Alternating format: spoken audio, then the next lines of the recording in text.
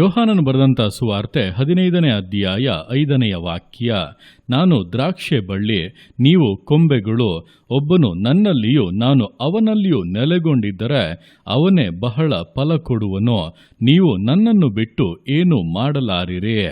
ಈ ವಾಕ್ಯದಲ್ಲಿ ಯೇಸು ಕ್ರಿಸ್ತನು ಆತನ ಮೇಲಿರುವಂಥ ನಮ್ಮ ಅವಲಂಬನೆಯು ಎಷ್ಟು ಪ್ರಾಮುಖ್ಯ ಎಂಬುದಾಗಿ ತಿಳಿಸಿ ನುಡಿದಂಥ ಸಂಗತಿಗಳನ್ನು ವಿವರಿಸಲಾಗಿದೆ.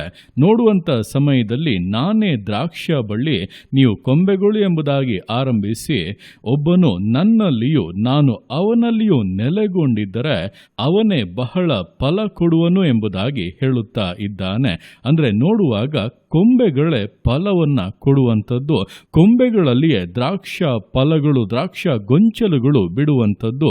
ಆದರೆ ಆ ಕೊಂಬೆಗೆ ದ್ರಾಕ್ಷಿಯನ್ನು ಬಿಡುವಂಥ ಶಕ್ತಿಯನ್ನ, ಬಲವನ್ನ ಪೂರ್ಣವಾಗಿ ಕೊಡುವಂಥದ್ದು ಅದರ ಗಿಡವೇ ಆಗಿದೆ. ಇದೇ ಪ್ರಕಾರವಾಗಿ ಯೇಸು ಕ್ರಿಸ್ತನು ನಮಗೆ ಇದ್ದಾನೆ. ನಮ್ಮ ಜೀವಿತವು ಫಲಭರಿತವಾಗಿರಬೇಕು, ಆಶೀರ್ವಾದವಾಗಿರಬೇಕು, ಸಕಲ ವಿಷಯಗಳಲ್ಲೂ ಪರಿಪೂರ್ಣವಾಗಿ ಇರಬೇಕಂದರೆ ನಾವು ಕ್ರಿಸ್ತನೊಂದಿಗೆ ಅನ್ಯೋನ್ಯತೆಯಲ್ಲಿ ಇರಬೇಕು. ಯಾವಾಗಲೂ ಆತನೊಂದಿಗೆ ನಾವು ಇರುವುದಾದರೆ, ಆತನ ನಡೆಸುವಿಕೆಯ ಪ್ರಕಾರ ನಡೆಯುವುದಾದರೆ ಆತನಿಂದ ನಾವು ಬಲವನ್ನು ಹೊಂದಿಕೊಳ್ಳುತ್ತೇವೆ, ಆತನಿಂದ ನಾವು ಪುಷ್ಟಿಗೊಳ್ಳುತ್ತೇವೆ. ನಮ್ಮ ಜೀವಿತದಲ್ಲಿ ತಾನೇ ತಾನಾಗಿ ಫಲಗಳು ಬಿಡುವುದಕ್ಕೆ, ಆಶೀರ್ವಾದಗಳು ಉಂಟಾಗುವುದಕ್ಕೆ ಪ್ರಾರಂಭವಾಗುತ್ತದೆ.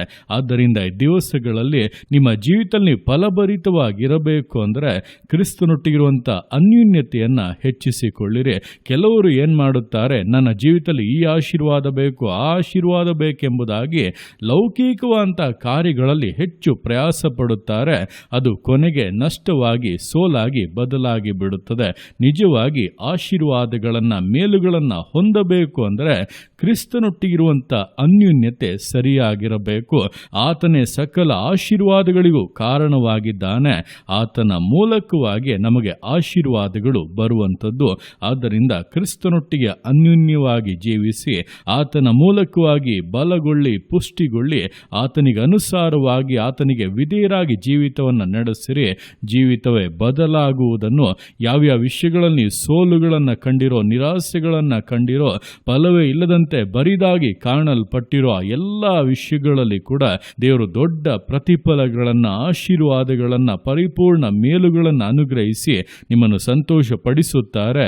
ಯಾವ ರೀತಿಯಾಗಿ ಕೊಂಬೆಗಳು ಫಲವನ್ನು ಬಿಟ್ಟು ದ್ರಾಕ್ಷ ಬಳ್ಳಿಗೆ ಮಹಿಮೆಯನ್ನು ಉಂಟು ಮಾಡುತ್ತದೋ ಅದೇ ರೀತಿಯಾಗಿ ನಿಮ್ಮ ಮೂಲಕವಾಗಿ ದೇವರ ನಾಮವು ಮಹಿಮೆಗೊಳ್ಳುತ್ತದೆ. ನಿಮ್ಮ ಫಲಗಳು ಅನೇಕರಿಗೆ ಆಶೀರ್ವಾದವಾಗಿ ಅನೇಕರು ಕ್ರಿಸ್ತನನ್ನು ಕಂಡುಕೊಳ್ಳುವುದಕ್ಕೆ ಕಾರಣವಾಗುತ್ತದೆ. ಆ ರೀತಿಯಾಗಿ ದಿವಸಗಳಲ್ಲಿ ಕ್ರಿಸ್ತನೊಟ್ಟಿಗಿರುವಂಥ ಅನ್ಯೋನ್ಯತೆಯಲ್ಲಿ ದೃಢವಾಗಿದ್ದು ಆತನಿಂದ ಬಲ ಹೊಂದುತ್ತಾ, ಪುಷ್ಟಿಯಾಗುತ್ತಾ, ಆತನಿಗೋಸ್ಕರ ಫಲ ಬಿಡುತ್ತಾ, ಸಾಕ್ಷಿಯಾಗಿ ವಿಧೇಯತೆಯಿಂದ, ದೃಢತೆಯಿಂದ, ಸಮರ್ಪಣೆಯಿಂದ ವಿಶ್ವಾಸ ಜೀವಿತಗಳನ್ನು ಮುನ್ನಡೆಸೋಣ. ದೇವರ ಕರಗಳಲ್ಲಿ ಸಮರ್ಪಿಸಿ ಪ್ರಾರ್ಥಿಸೋಣ. ಯೇಸುವೆ ಸ್ತೋತ್ರ ರಾಜ, ಕೊಟ್ಟಂತಹ ದಿವಸಕ್ಕೋಸ್ಕರ ಸ್ತೋತ್ರ ಕರ್ತನೆ. ಈ ದಿವಸ ನಿನ್ನ ಕರಗಳಲ್ಲಿ ಸಮರ್ಪಿಸ್ತಾನೆ. ಪ್ರತಿಯೊಂದು ಜೀವಿತಗಳನ್ನು ನೀನು ಆಳ್ವಿಕೆ ಮಾಡು, ಬಲಪಡಿಸು ಕರ್ತನೆ. ಅದಪ್ಪ, ನಿನ್ನ ವಾಕ್ಯದ ಮೂಲಕ ನಿನ್ನ ಮುಟ್ಟಿಗೆ ಸ್ಪಷ್ಟವಾಗಿ ಮಾತನಾಡಿದೀಯ. ನೀನೇ ದ್ರಾಕ್ಷ ಬಳ್ಳಿ, ನಾವು ಕೊಂಬೆಗಳಾಗಿದ್ದೇವೆ. ಒಬ್ಬನು ನಿನ್ನಲ್ಲಿಯೂ ನೀನು ಅವನಲ್ಲಿಯೂ ನೆಲೆಗೊಂಡಿದ್ದರೆ ಅವನೇ ಫಲ ಕೊಡುವಂಥವನು. ನಮ್ಮ ಜೀವಿತ ಕರ್ತನೆ ಅಪ್ಪ, ನಿನ್ನಲ್ಲಿ ನೆಲೆಗೊಂಡು, ನಿನ್ನಲ್ಲಿ ಬಲಗೊಂಡು, ಪುಷ್ಟಿಗೊಂಡು, ಆಶೀರ್ವಾದವಾಗಿ, ಫಲಭರಿತವಾಗಿ ಮಾರ್ಪಡುವುದಕ್ಕೆ ಪ್ರತಿಯೊಬ್ಬೊಬ್ಬರ ಜೀವಿತಗಳನ್ನು ಕೂಡ ನೀನು ಆಶೀರ್ವದಿಸಬೇಕೆಂದು ಪ್ರಾರ್ಥಿಸ್ತಾ ಇದ್ದೇನೆ. ನಿನ್ನಲ್ಲಿ ನೆಲೆಗೊಳ್ಳುವಂಥ ಕೃಪೆಯನ್ನು, ಬಲವನ್ನು ಅನುಗ್ರಹಿಸಬೇಕೆಂದು ಪ್ರಾರ್ಥಿಸ್ತಾ ಇದ್ದೇನೆ. ಎಲ್ಲ ನಷ್ಟಗಳು, ನಿರಾಸೆಗಳು, ಸೋಲುಗಳು ಮಾರ್ಪಡಲಿ ಕರ್ತನೆ. ಇದುವರೆಗೂ ಅಪ್ಪ ಮಾನುಷಿಕವಾಗಿ ಶ್ರಮಪಟ್ಟು ಸೋತು ಹೋಗಿರುವಂಥ ಜೀವಿತಗಳನ್ನು ಬಲಪಡಿಸು. ನಿನ್ನೊಂದಿಗಿರುವಂಥ ಅನ್ಯೋನ್ಯತೆಯಲ್ಲಿ ಜೀವಿಸುತ್ತಾ ಆಶೀರ್ವಾದ ಮೇಲುಗಳನ್ನು, ಫಲಭರಿತವಾದಂಥ ಸಾಕ್ಷಿಯುಳ್ಳಂಥ ಜೀವಿತವನ್ನು ನಡೆಸುವುದಕ್ಕೆ ಒಬ್ಬೊಬ್ಬರಿಗೂ ಸಹಾಯ ಮಾಡು. ತಡೆಗಳು ಮಾರ್ಪಟ್ಟು ಸಕಲ ಮೇಲುಗಳು, ಆಶೀರ್ವಾದಗಳು ಜೀವಿತಗಳಿಗೆ ಉಂಟಾಗಲಿ.